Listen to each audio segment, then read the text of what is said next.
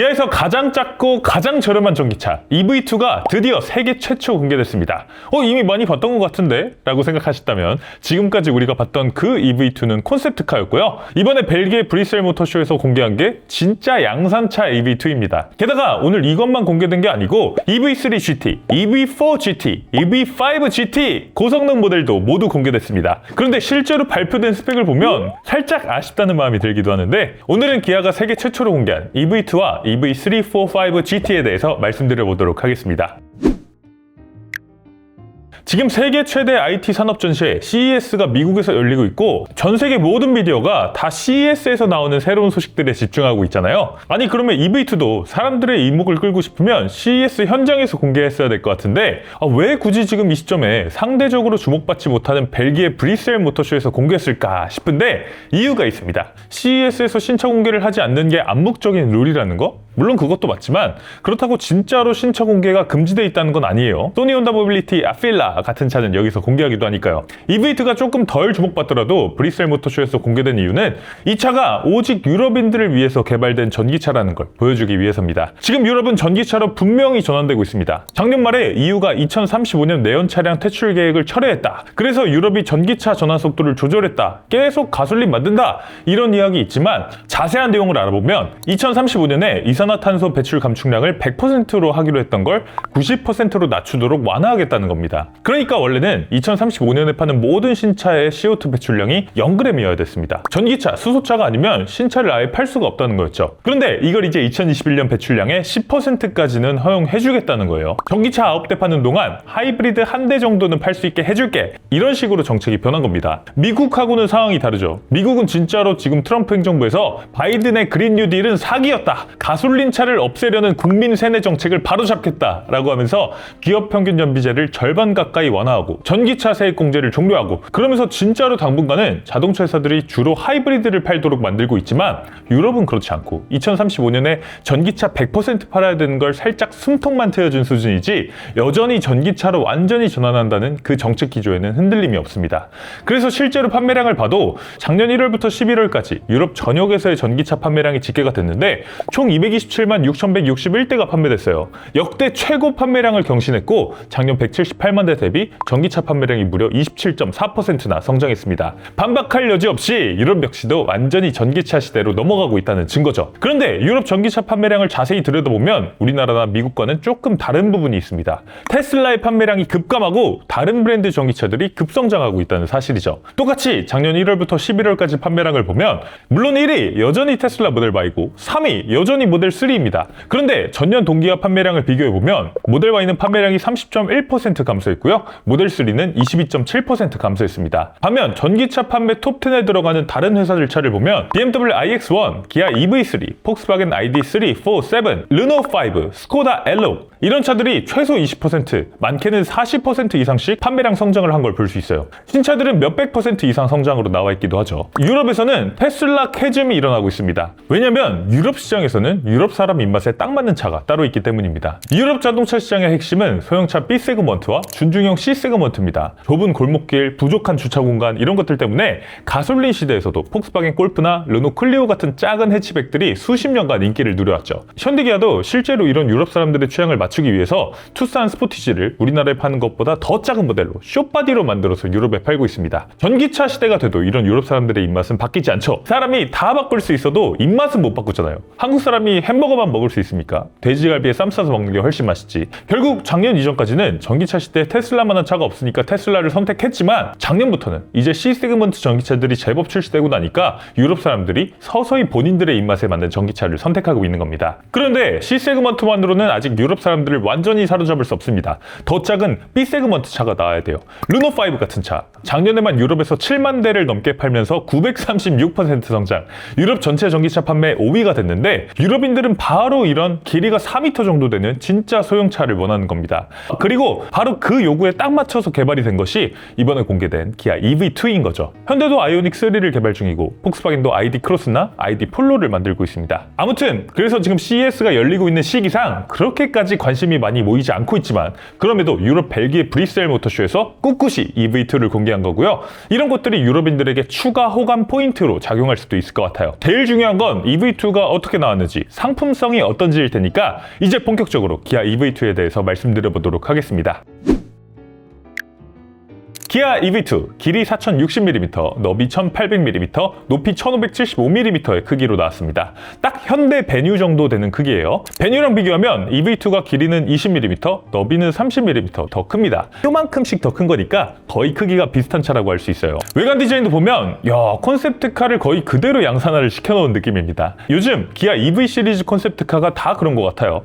이미 양산차 설계랑 디자인을 다 해놓고 그걸 가지고 미래지향적인 요소를 더해서 콘셉트카를 만드는 방식이죠. 그래서 양산차가 만들어지기 이전부터 콘셉트카를 가지고 마케팅을 할 수 있게끔 하는 겁니다. 어떻게 보면 마케팅을 1년 먼저 시작할 수 있는 거니까 장점이 있다고 할 수 있고, 한편으로는 이렇게 양산차가 나왔을 때 완전 신차 느낌이 나지 않고 이게 이제 나온 거야? 라는 느낌이 드는 게 단점이 있다고 할 수도 있습니다. 아무튼 전면 디자인부터 보면 전체적으로 보닛부터 그릴까지 매끄럽게 처리한 면들이 눈에 띕니다. 그래서 차가 세련된 순수전기차의 느낌을 내고 있고요. 그릴 부분은 위아래로 살짝 안쪽으로 접어놓으면서 기아 특유의 타이거 페이스를 만들어내고 있습니다. 그러면서도 범퍼에는 무광 크롬 장식을 더해놔서 소형차지만 SUV다운 볼륨감이나 당당함을 강조하고 있어요. 그리고 기아의 패밀리룩, 스타맵 시그니처 라이팅도 들어갔는데 요즘 기아 SUV들에만 들어가는 독특한 세로형 두 줄 라이팅을 적용해놨습니다. 텔루라이더에서 최초 적용됐고 이후 셀토스 그리고 EV2까지 이제는 기아 차라고 다 똑같은 스타맵 시그니처 라이팅이 아니라 이게 조금 더 발전되면서 세단에는 세단에 맞는 라이팅, SUV에는 SUV에 맞는 라이팅이 적용될 걸로 보이죠. 내년에 풀체인지할 차세대 소렌토라든지 차세대 스포티지에도 이런 세로형 두 줄 라이팅이 적용될 걸로 예상됩니다. 그런데 방향지 시등 같은 경우는 특이하게 세로형 램프 안쪽에만 들어옵니다. 굳이 바깥쪽 램프도 아니고 안쪽 램프만 방향지 시등이 들어오도록 한 이유는 뭘까? 지금 당장은 의도를 파악하기 어렵습니다만 LED 램프가 기본이기 때문에 어쨌든 시인성에는 문제가 없을 것 같아요. 자, 그리고 실제로 앞을 비추는 역할을 하는 헤드램프도 LED 램프가 기본 적용되는데 이건 MFR LED 램프입니다. 멀티포커스 리플렉터, LED 조명을 반사시켜서 앞을 비추는 형태죠. 성능 자체는 그렇게 뛰어나지 않지만 원가가 저렴하면서도 LED 램프 적용으로 최신차 느낌을 줄 수 있다는 이 두루두루 가성비 같은 장점이 있어서 EV2에는 이런 MFR 램프가 적용된 것 같습니다. 스포티한 GT 라인 디자인도 있는데 범퍼 디자인이 차체 색상으로 조금 더 도심적이고 모던한 인상을 강조하고 있어요. 측면 디자인도 살펴보도록 하겠습니다. 직선의 캐릭터 라인이 앞쪽 뒤쪽 팬더에 그어져 있는 형태인데 이게 시각적으로 봤을 때 팬더의 볼륨감을 강조해주는 형태로 디자인이 돼 있다 보니까 측면 디자인이 과격하게 아니 이렇게까지 측면 철판을 접어놓는다고? 라는 느낌이 들지 않으면서도 볼륨감이 있는 느낌이 든다는 거, 디자인의 수준이 확실히 높다는 생각이 들고요. 그러면서 도어 철판에는 별다른 캐릭터 라인 없이 매끈하게 처리를 해놓으면서 오토 플러시 도어 핸들도 적용해놨습니다. 평소에는 안쪽으로 들어가 있다가 덜라 그러면 뒤쪽이 팝업이 되는 구조죠. 이게 튀어나오는 것만 전동이고 실제로 안쪽 내치를 해제하는 것은 기계적으로 이루어지는 구조이기 때문에 요즘 문제가 되고 있는 테슬라의 전자식 도어 핸들과는 다릅니다. EV2의 방식은 리콜할 필요 없는 요즘 유행하는 매끈한 도어 핸들 중에서는 비교적 안전한 형태의 도어 핸들이라고 할 수 있어요. 하단에는 이렇게 무광 크롬 장식 디테일을 더해놔서 한층 더 이 차가 외부 충격으로부터 승객을 보호해줄 수 있을 것 같은 이미지를 부각하고 있네요. 휠도 최고 19인치까지 장착됐는데 길이가 4060mm짜리 B 세그먼트 소형차에서 19인치라니 진짜 크죠? 차의 짜세가 제대로 나오기 위해서는 이 휠을 끼워야 될 것 같고요. 전비와 주행거리가 제일 잘 나오는 깡통 휠은 16인치라고 하는데 그건 또 어떤 디자인일지 궁금하네요. 후면 디자인도 살펴보도록 하겠습니다. 솔직히 조금 당황스럽습니다. 아니 테일램프가 왜 이렇게 쳐져 있죠? EV3나 5나 9처럼 그냥 이렇게 무난한 테일램프를 달아놨으면 직관적으로 봤을 때 괜찮았을 것 같은데 굳이 이런 실험적인 램프를 달아놨습니다. 약간 EV4 테일램프를 처음 봤을 때 그런 새로움, 뭔가 디자인이 신선하니 멋있다 이런 느낌이 아니라 나만 지금 이 디자인을 이해 못하는 건가? 라는 그런 느낌의 새로움이에요. 기아에 따르면 테일램프가 차체 가장자리에 배치돼 신선한 감각을 더하고 차체를 더욱 넓어 보이게 한다 라는 디자인 의도가 있다고 하는데 의도는 알겠습니다. 그런데 좀 오래 봐야 이 디자인이 적응될 수 있을 것 같아요. 대신 이렇게 디자인하다 보니까 트렁크 개구부를 크게 넓힐 수 있었다고 합니다. 트렁크 개구부가 무려 1094mm. 와 진짜 넓죠. 지금 한급 위라고 할 수 있는 기아 EV3나 볼보 EX30의 트렁크 개구부가 1000mm가 살짝 넘는 정도니까 EV2는 그 차들보다 급이 하나 더 낮은데도 개구부는 더 넓은 실용적인 결과를 만들어낼 수 있던 겁니다. 골프백은 가로로 어렵겠지만 유모차 같은 것들을 폴딩해서 넣기에는 이외에는 어려움이 없을 정도일 걸로 생각돼요. 트렁크 공간도 VDA 기준 362리터, 역시 차체가 더 큰 볼보 EX30보다 더 넉넉한 공간을 자랑하고요. 2열 시트를 폴딩하면 최대 1201리터까지 공간이 확장돼서 골프백 2개 정도를 넣을 수 있는 공간이 됩니다. 그리고 동급 최초로 프렁크가 적용됐다고 하는데 프렁크 용량은 15리터 정도. 구색은 갖춰놨지만 뭔가를 실제로 넣을 수 있는 공간은 아닌 것 같아요. 실내도 살펴보도록 하겠습니다. B세그먼트 소형차다 보니까 귀여운 포인트들이 눈에 띕니다. 차에 탈 때 운전석 창문 너머로 보이는 Hello Welcome 메시지, 그리고 차에서 내릴 때 실내 도어 핸들 안쪽에 위치한 Have a nice day 메시지, 이런 것들이 탑재되어 있어서 별거 아니라고 할 수도 있지만 차랑 내가 교감하는 것 같은 느낌을 더해주고 있습니다.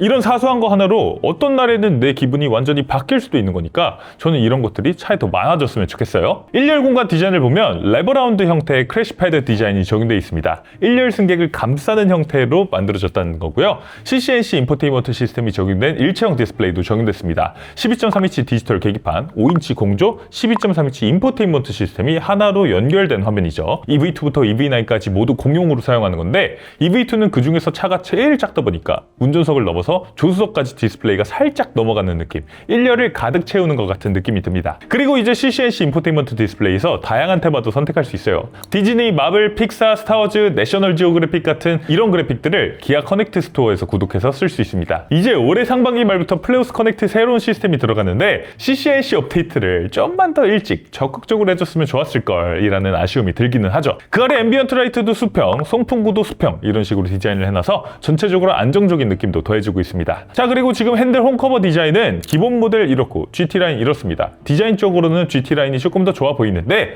중요한 건 이 핸들에 CMDPS가 적용됐다는 겁니다. C는 컬럼입니다. 그래서 핸들 바로 밑에 모터가 달려있는 파워 스티어링을 말하는 거예요. 모터가 대시보드 안쪽에 있다 보니까 엔진룸 쪽의 공간을 차지하지 않고 구조가 간단하니까 더 저렴하고 부품 무게도 가볍다는 장점이 있습니다. 이런 이유들 때문에 EV2에 CMDPS가 장착된 건데 아마 예전에 이걸 경험해보신 분들 중에는 좋게 생각하지 않으시는 분들도 분명히 계실 겁니다. 모터가 운전자 손하고 가까운 곳에서 돌다 보니까 바퀴가 노면을 잃는 느낌이 전달이 안 되고 오락실 게임기 핸들처럼 돌아간다 라고 말씀하시는 분들도 계셨고, 고속도로에서 차가 똑바로 안 가고 미세하게 좌우로 계속 흔들리다 보니까 계속 핸들을 깔짝깔짝 보타해줘야 된다는 이런 피로감을 호소하시는 분들도 계셨습니다. 사실 그런 측면에서 소렌토나 제네시스 같은 차들에 들어가는 RMDPS가 더 좋은 건 사실입니다만, 어쨌든 그러면 원가 경쟁력을 확보할 수가 없기 때문에 EV2에는 CMDPS가 들어간 거고요. 아마 기존의 그런 단점들, 특히 핸들을 계속 보타해줘야 된다는 그런 하드웨어적인 숙제는 기아가 소프트웨어적으로 차선 중앙 유지 시스템을 통해서 극복을 하고 있기 때문에 예전만큼의 불편함은 아마 아니지 않을까라고 예상해봅니다. 물론 시승해보지 않았기 때문에 제대로 된 느낌을 알 수는 없지만요. 자, 그리고 기아 EV2 2열은 소형차지만 어떻게든 최대한의 공간을 확보하기 위해서 슬라이딩과 리클라이닝 기능을 모두 탑재했다고 합니다. 유럽 소형차 시장에서 이게 되게 중요한 부분입니다. 차체는 작아도 실내 공간 활용성을 극대화하는 게 핵심이기 때문에 르노 캡처, 폭스바겐 T크로스 이런 차들이 다 슬라이딩과 리클라이닝을 지원하고 있죠. EV2도 역시 이 두 가지 기능을 모두 갖추고 있습니다. 그래서 기본 레그룸이 885mm에서 최대 958mm까지 73mm 확장될 수 있고요. 리클라이닝 각도는 따로 공개하지 않았습니다만 세 가지의 등받이 각도를 설정해 놓을 수 있습니다. 기아 EV2 성능과 기능에 대해서도 말씀드려보도록 하겠습니다. 작은 차다 보니까 배터리도 작은 게 들어갑니다. 스탠다드 42.2kWh, 롱레인지 61kWh 배터리가 들어가서 롱레인지는 WLTP 기준 주행가는 거리 448km, 아마 우리 환경부 기준으로는 200km 중후반대의 주행거리를 보여줄 것 같아요. 전륜구동 모터는 최고 출력 144마력, 제로백은 8.6초 정도 나온다고 합니다. 작은 차고 전기차니까 이 정도면 충분할 것 같습니다. EV2 기아 브랜드에서 가장 엔트리급 전기차지만 플래그십 EV9에나 들어가는 첨단 기능들도 꼼꼼하게 갖추고 있습니다. 고속도로 주행 보조 2, 가장 최신의 운전자 보조 시스템이 들어갔고요. 차로 유지 보조도 2가 들어가면서 스티어링 휠 그립 감지도 적용됐습니다. 실내외 V2L 적용됐고요. 기아 AI 어시스턴트나 디지털 키 2, OTA 지원 기능 이런 것들도 다 똑같이 탑재됐습니다. 이 정도 상품성이면 유럽에서만 팔기는 너무 아까운데요. 우리나라에 이대로 나와도 EV2 경쟁력이 상당할 것 같아요. 자, 그런데 작은 차다 보니까 후륜 서스펜션에는 토션빔 구조가 적용되어 있습니다. 왼쪽 바퀴와 오른쪽 바퀴가 독립적으로 방식으로 움직이는 게 아니라 가운데 빔이라는 막대로 이어져 있는 거죠. 그래서 한쪽 바퀴가 방지턱을 밟거나 뭐 요철 같은 걸 만나면 반대쪽 바퀴도 그 충격을 어느 정도 같이 느끼게 되는 구조인데, 그럼에도 구조가 단순하기 때문에 뒤쪽 공간을 극대화해서 쓸 수 있는 장점이 있기 때문에 EV2 같은 소형차에는 원가부터 효율성까지 따져봤을 때 사실 토션빔만한 선택지가 없다고 생각되기도 해요. 그럼에도 승차감을 어떻게든 조금이라도 더 개선하기 위해서 하이드로 부싱 안에 액체가 있는 이런 것들을 적용해놨다고 합니다. 기아 EV2는 이번 1분기부터 생산을 시작해서 본격적으로 유럽에 판매할 예정이라고 하고요. 시작 가격은 3만 유로 미만, 우리 돈으로 5천만 원 미만이 된다는 건데, 뭐야, EV2가 5천만 원? 이라고 하기에는 지금 유로 환율이 10년 내 최고가입니다. 작년 3월부터는 미친 듯이 올라서 지금은 거의 1,700원이에요. 그래서 이 가격을 이렇게 단순 계산으로 볼 수는 없을 것 같고요. 유럽 슬로바키아 공장에서 현지 생산해서 대략 유럽 사람들이 체감하기에는 3천만 원 미만의 전기차로 나오게 된다라고 보는 게 맞을 것 같습니다. 기아는 동시에 EV3, 4, 5 GT 고성능 모델도 공개했습니다. EV3 GT 외관 디자인은 이렇게 생겼고요. EV4 GT는 이렇게, EV5 GT는 이렇게 생겼습니다. 다만 20인치 GT 전용 휠이 장착된 거, 그리고 연두색 브레이크 캘리퍼가 적용된 거, 이 정도가 다른 점이에요. EV3, 4, 5 GT 모두 공통적으로 듀얼모터 4륜구동 모델이 제공되고요. 81.4kWh 배터리가 들어갑니다. 그리고 GT 특화 튜닝이 이루어졌다고 해요. 전자제어 서스펜션 들어가서 스포티한 상황에 더욱 자세를 단단하게 잡아줄 수 있도록 했고요. 대구경 휠과 고성능 타이어, 전자제어 서스펜션이 합쳐져서 이 코너링 안정성을 더욱 향상시켰다고 합니다. 그리고 소프트웨어적으로 GT 모드, 가상 기어 변속, 가상 사운드 적용됐고, 실내 세미버킷 시트나 연두색 액센트도 적용됐습니다. 중요한 건 이 차들은 고성능 GT 모델이니까 얼마나 강력한 차인가, 이게 제일 중요할 텐데, EV3, EV4 GT는 최고 출력 292마력, EV5 GT는 최고 출력 305마력이라고 합니다. EV3 GT는 제로백 5.7초, EV4 GT는 제로백 5.6초, EV5 GT는 제로백 6.2초라고 해요. 뭐 기아는 고성능에 그렇게까지 의지가 있어 보이는 것 같지는 않습니다. 현대차 그룹 전체에 M 브랜드도 있고 마그마 브랜드도 있고 이렇다 보니까 GT 브랜드는 약간 구색만 맞춘 느낌이 들기도 합니다. 문제는 가격인데, 지금 기아 EV9 같은 경우는 기본 모델 중에 가장 비싼 트림, 이 듀얼모터 GT라인 롱레인지가 7,917만 원이고 GT 모델은 8,530만 원입니다. 613만 원 차이가 나죠. 그러면 최소한 600만 원 차이가 난다고 가정해보면 EV5 GT는 GT라인 롱레인지 5,340만 원에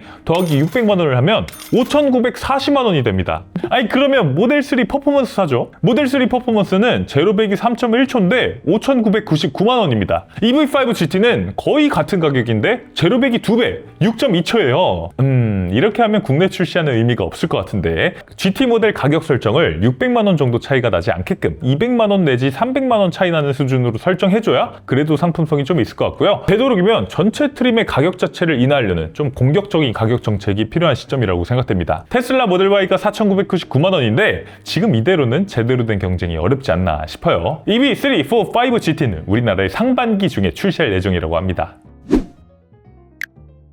오늘 이렇게 기아의 유럽 전력형 모델 EV2 그리고 EV3, 4, 5 GT 모델까지 살펴봤는데요.